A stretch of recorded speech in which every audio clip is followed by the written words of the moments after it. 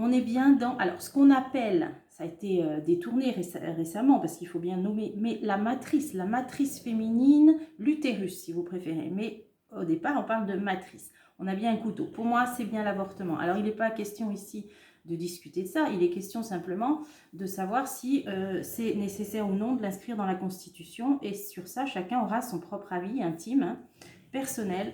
Je pense, là, ça m'a sauté aux yeux. Donc, ça veut dire que ça va être des discussions là qui vont ressortir. On va en entendre parler là. Hein. Méditation, ça concerne bien les femmes, on est bien là-dedans. Bah, d'ailleurs, je vais en mettre une. Ah ben oui, ça va bien être acté. Vous voyez, là, on a un papier officiel. Pour moi, ça va bien être noté dans la Constitution. C'est ce dont il était question. Donc là, ça confirme.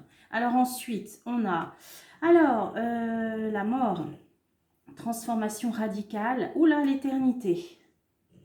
Alors là, ça peut parler d'âmes qui s'en vont pour retourner dans les royaumes éternels, hein, célestes. Hein, on peut vraiment parler de ça.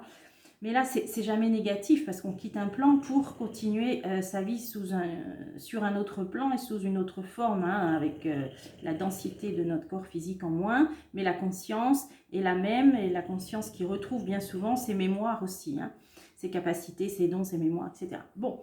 Là, qu'est-ce que ça veut nous dire par rapport à ce changement de plan? Là, pour moi, c'est ça. Voyage. Ah, étranger. Alors, qu'est-ce qui se passe?